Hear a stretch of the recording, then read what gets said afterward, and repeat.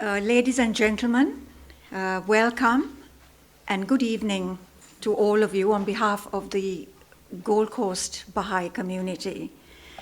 The Baha'i community is privileged to be able to present these information evenings, and these evenings have been born from requests from many of you who are in the audience this evening, following your participation at the celebrations to mark the bicentennial anniversary of the birth of the founder of the Baha'i faith, Baha'u'llah.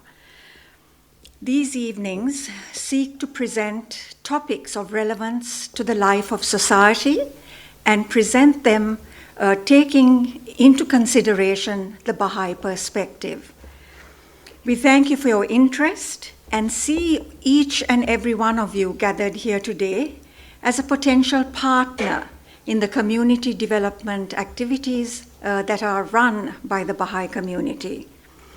To see so many of you here this evening participating in a discourse on the economic and social ills that are plaguing our society, it is indeed very heartwarming.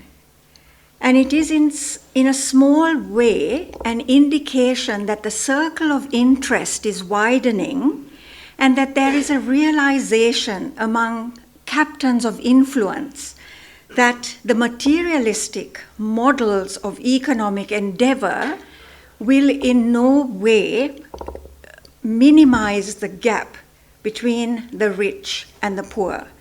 The topic of this evening is, as you all know, is spirituality a solution for the economic problems of today?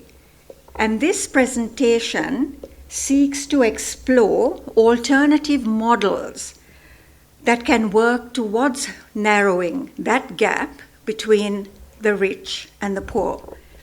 Our speaker tonight needs no introduction and is well-known architect, managing chairman and founder of the Sunland Group, Dr. Soheil Abedian. Dr. Abedian has been heading the Sunland Group since its inception on the Gold Coast 35 years ago. Mr. Abedian is also very well known for his acts of philanthropy. He is intimately involved with the Sunland Foundation, which was established in 2002, which supports research, education, and health, and has assisted 4 international schools in underprivileged regions of Zambia, Mongolia, Tanzania, and Papua New Guinea. Dr. Abedian also serves as the vice chairperson of the local governing body of the Baha'is of Gold Coast City, the local spiritual assembly. He is the father of 3 children and a proud grandfather of 5 grandchildren. Please join me in welcoming Dr. Abedian to make his presentation.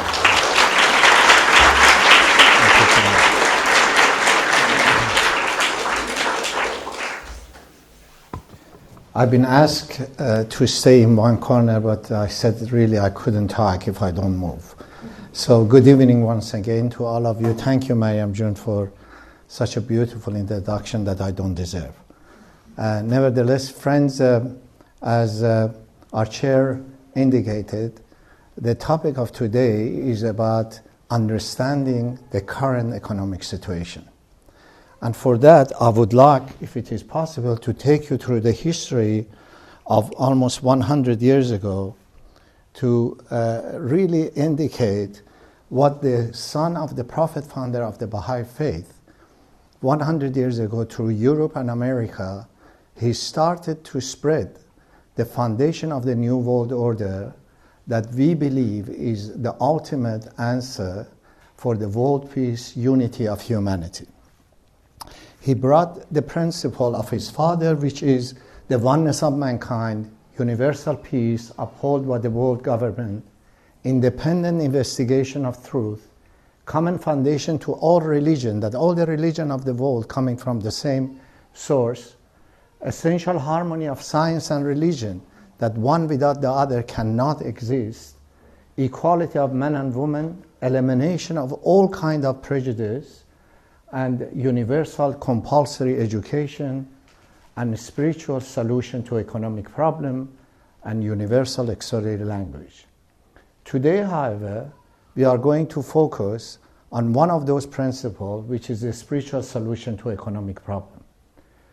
The question that is coming up is really, is spirituality has anything to do with the ills of today's society when it's come to the economic problem? For that, I decided to take you through the journey of the poorest country in the world, the richest country in the world, and the global economy as a whole, and then evaluate where Australia is sit. Unfortunately, the poorest country currently in the world is the Central Republic of Africa, which has approximately around 4.7 million population, and the average income of every residence is around $500 and $650. Friends, we need to understand when we talk about average, it means there are people that maybe they don't make any money, and there are people that they make 20 or 30 times more.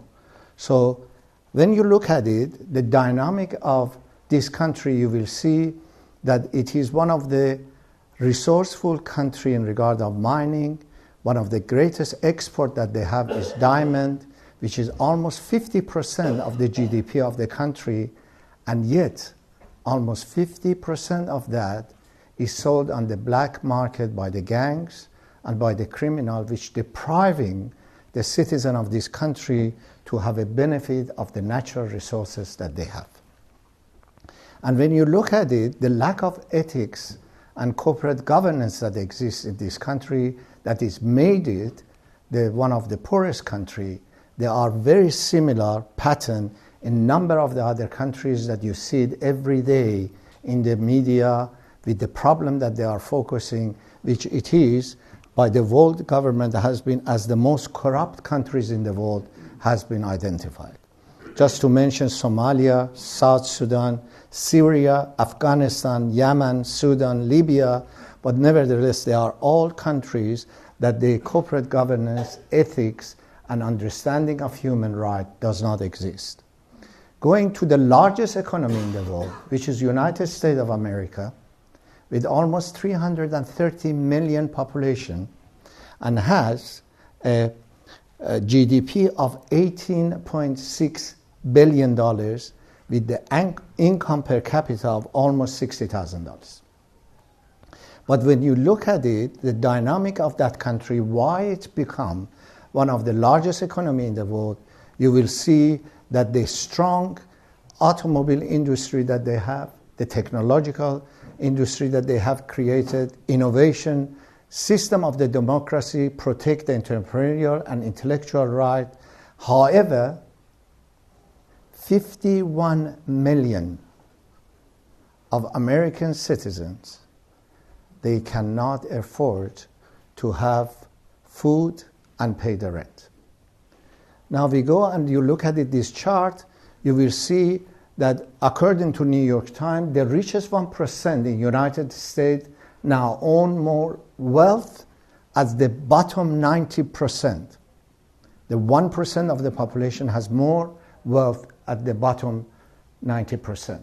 The 50% of American population has almost no income and barely can survive, is almost zero.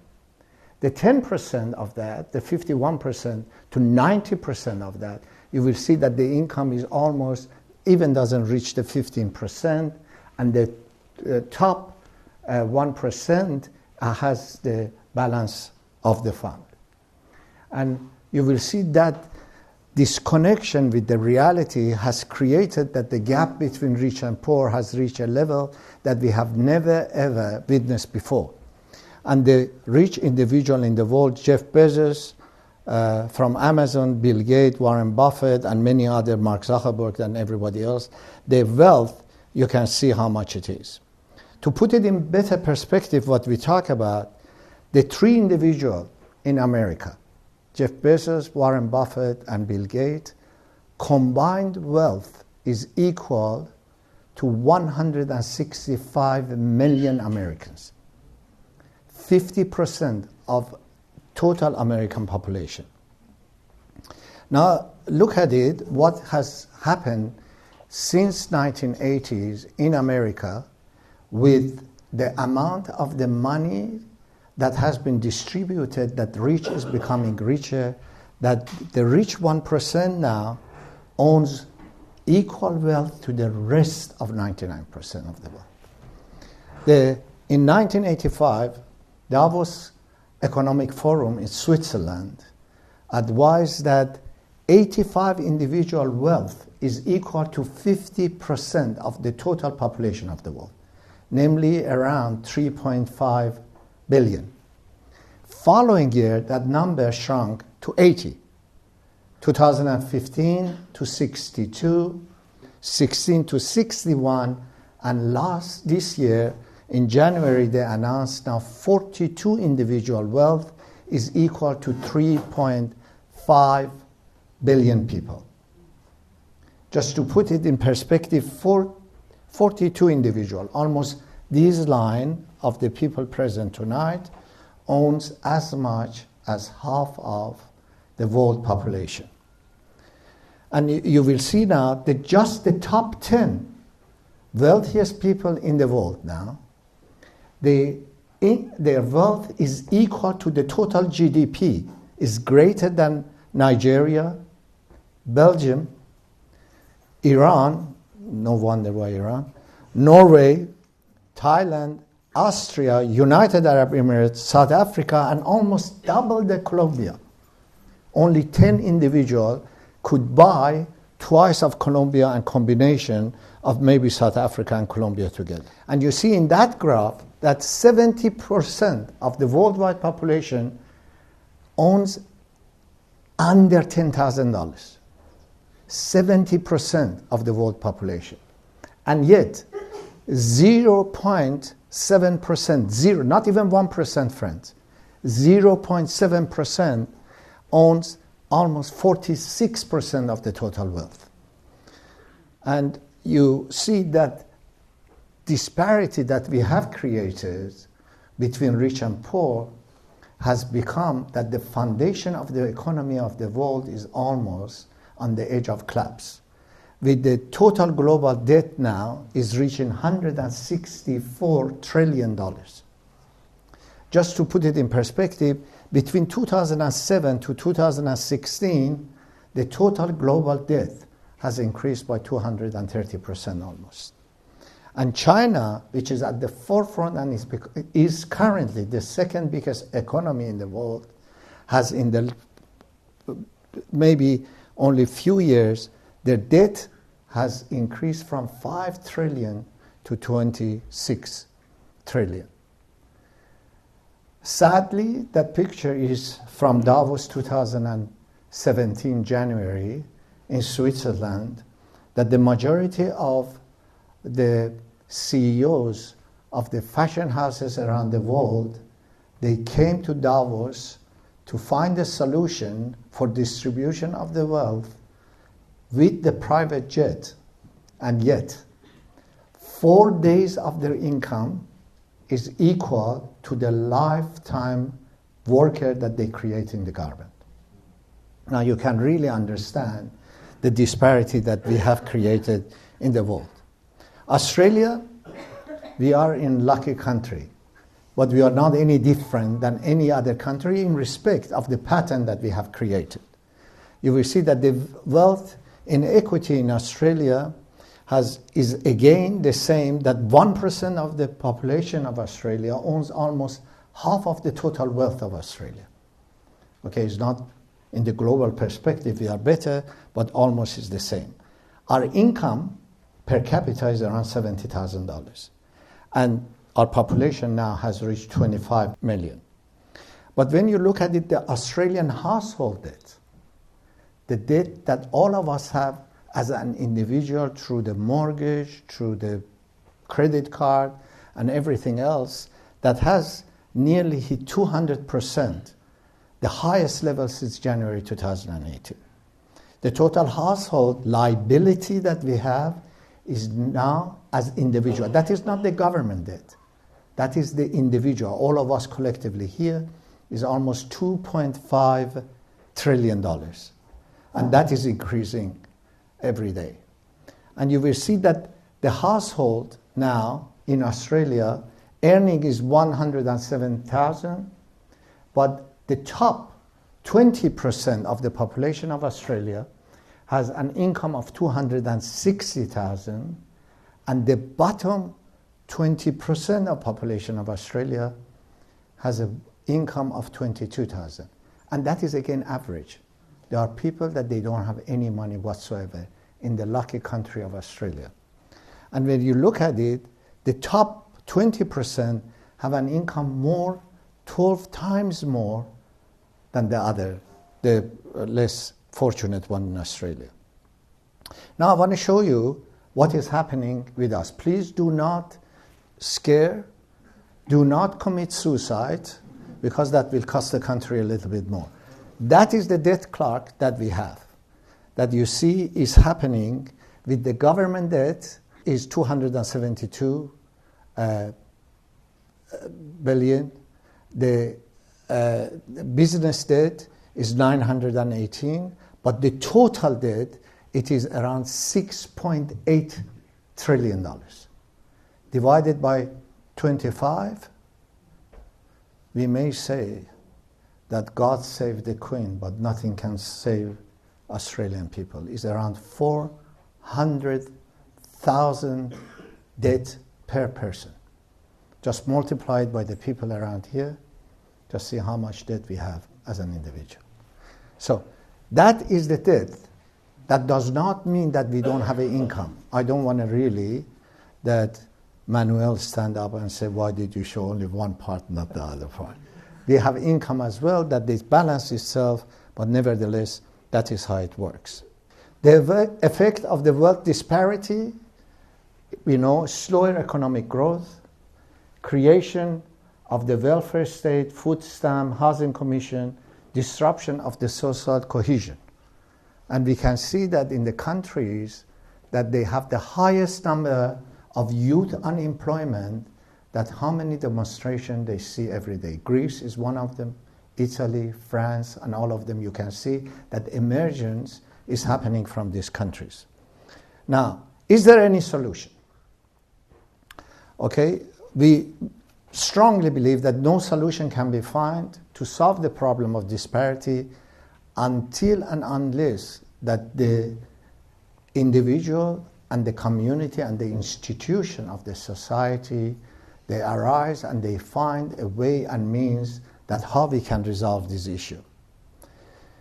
Baha'u'llah, the prophet founder of the Baha'i faith, state that no light can compare with the light of justice. The establishment of the order in the world and the tranquility of the nation depends upon it. When we look at the principle of the justice, that by the way, it is a commercial break now. Next month, we have the honor and privilege of Mr. Ashkan Tai to talk to us about the principle of justice with the perspective of the Baha'i faith. He's, by the way, here if you would like to welcome him. Anyway, so to understand what justice means, what fairness means, I want to show you something that it is not alone within the humanity that we believe we understand what justice is. Just witness that yourself. What we did is we put two capuchin monkeys side by side, and if you give both of them cucumber for the task, the two monkeys side by side, they're perfectly willing to do this 25 times in a row. If you give them grapes, that's a far better food, then you create inequity between them. So she gives a rock to us, that's the task, and we give her a piece of cucumber and she eats it. The other one needs to give a rock to us, and that's what she does. And she gets a grape, and she eats it. The other one sees that. She gives a rock to us now, gets again cucumber.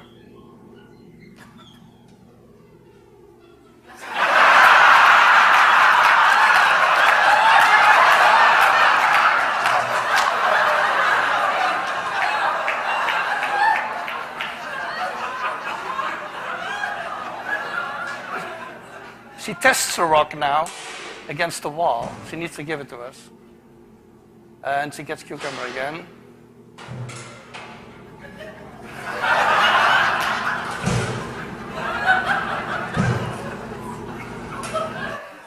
So this is basically the Wall Street protest that you see here.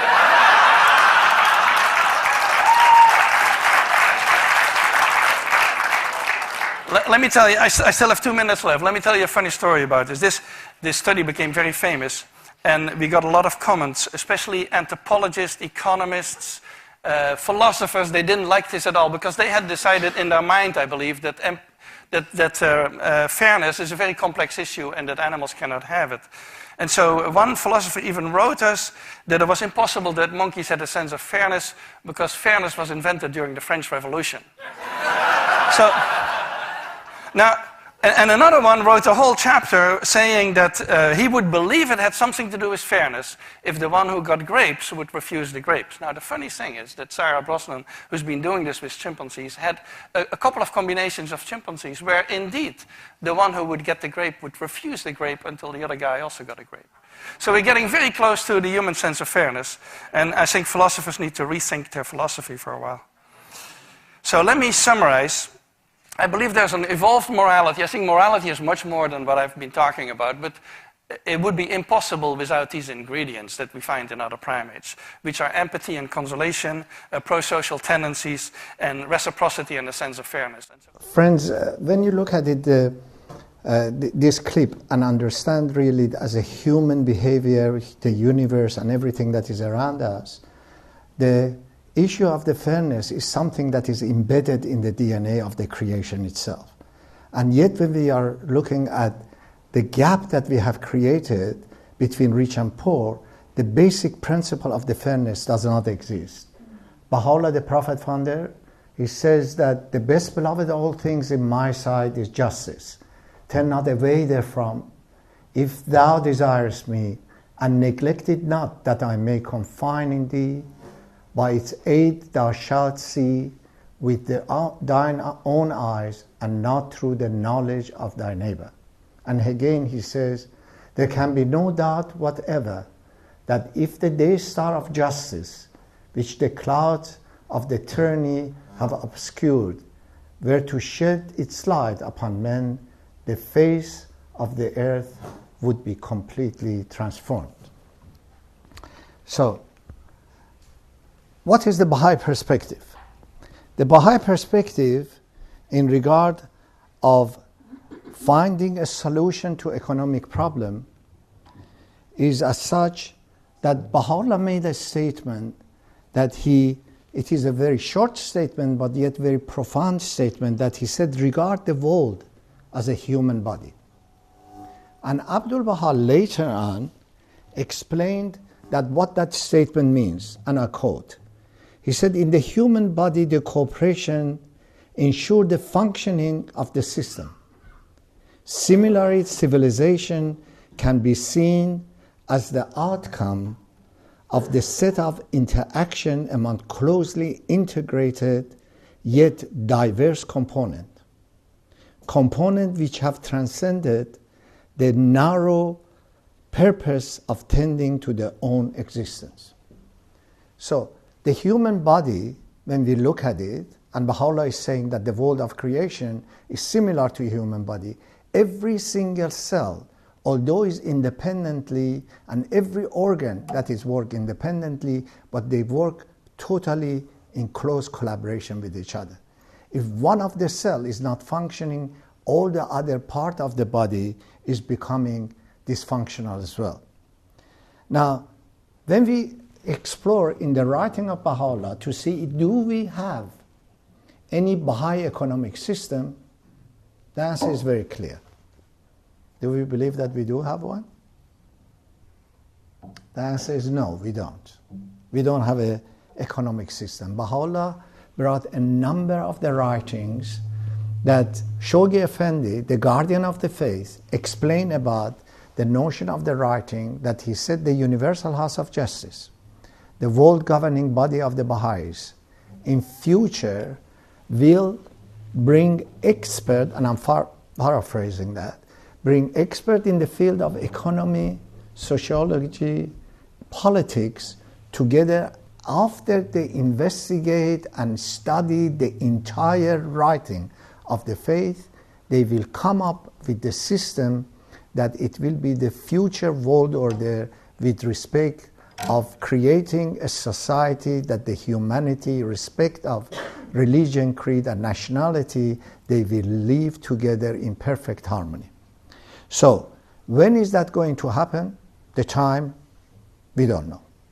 But what we do know is the Baha'i community all around the world now is engaging in almost 5,000 localities around the world with the process, which we call it the Institute process for education of the children, empowering the junior youth, and adult teaching to plant the seed of the new world order, that we create a new race of man, create a people that they do believe in the righteousness, in humility, in trustworthiness, in truthfulness, that ultimately we can adopt every single virtues in our daily life and in the life of our business. If we start to understand that the talents and faculties that each one of us have is for one single purpose, and that single purpose is purely for the service to the others, then we can see that the world is not about accumulating wealth, rather is about the service to the other and how we can stretch the hand of friendship to the others, that we can create a community that we are all proud of. Let me share with you something, and I don't go about reading some of the quotes. It is a statement that has been made that when Alexander the Great passed away, in his will and testament he requested to put his casket in the middle of Athens, in the central part, and put a statement of it that I took all part of the world.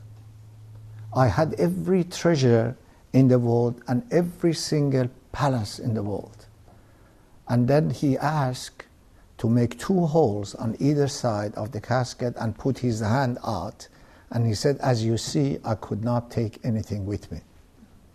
If we know, friends, that our life is not measured by the account of the money that we accumulate and the number that is in our bank account, rather is based on what effect do we have in the social cohesion with the people that every day crosses our path, that we live what the Baha'is are currently doing with the system that has been established, is nothing but establishing harmony among humanity.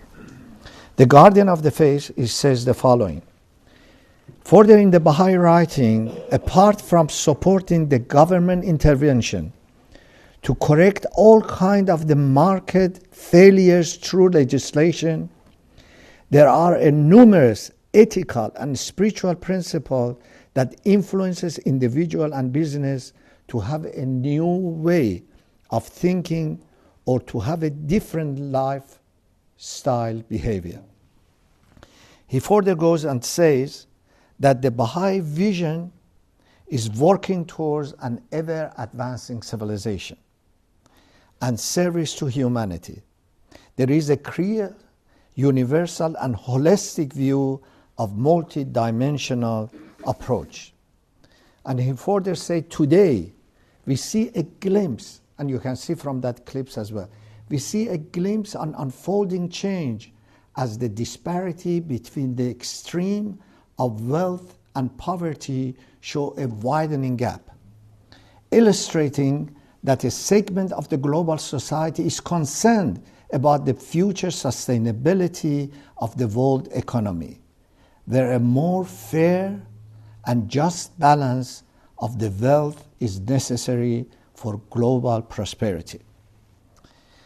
Universal House of Justice further states that the primary consideration is the spirit that has permeated our economy life and will gradually crystallize itself to define institution and the principle that will help to bring about an ideal condition foretold by Baha'u'llah.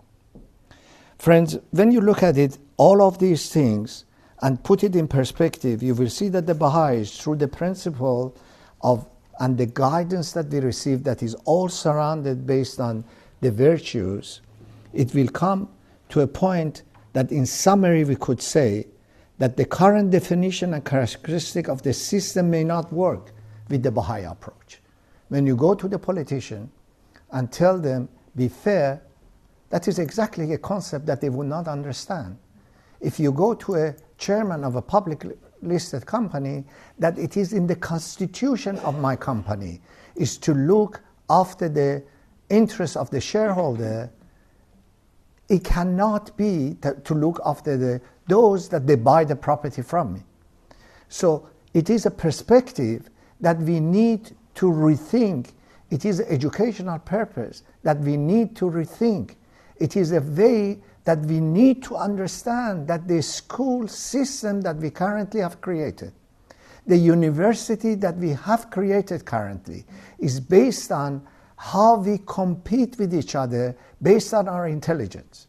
That we give to those that they have more intellect to give them scholarship. We are not even focused for one single minute to see that when they are graduating from the school, what a human being we create. When they come out of the medical school, architectural school, engineering school, how bad they might be professionally, how good they can be as a human being. That is something that we have not grasped yet, and we not understand it. The first thing that Baha'u'llah has said, compulsory education for all. But compulsory education, friend, is not to bring a professional. The reason that the world is actually on the edge of collapse, because the professionals are running it, because they know better than everybody else. Humanity is not even registering. Compassion is not even registering. We are giving in university, Bond University, that I have the honor of my friend to be here tonight, we are allowed only to give scholarship based on that they have a record above 80%, 75%, not based on how good the person might be. So therefore, in light of that, we can only say that we can find component of the system based on community, universality, sustainability, morality, spirituality, and unity. None of the present system is even close to understanding the Baha'i principle. Forget about it that we create an economic policy. But is it something that we are working towards that? In conclusion, I want to show you a very basic statement. And that is something that you don't need to be Einstein. If you have $100 and you give it to a person that does not have any money, what does the person do? Spend it, isn't it? Because he had to spend the money. If you give it to a rich man, the $100, what does he do? He may not do anything with it. He maybe put it in a bank account at best, okay? But which one of them will create more work? Which one of them will be the source of increasing the GDP? And in conclusion, I would like to finish with the statement of Universal House of Justice, the world governing body of the Baha'is, that they say economic life is an arena for the expression of honesty, integrity, truthworthiness, generosity, and other qualities of the spirit. Thank you.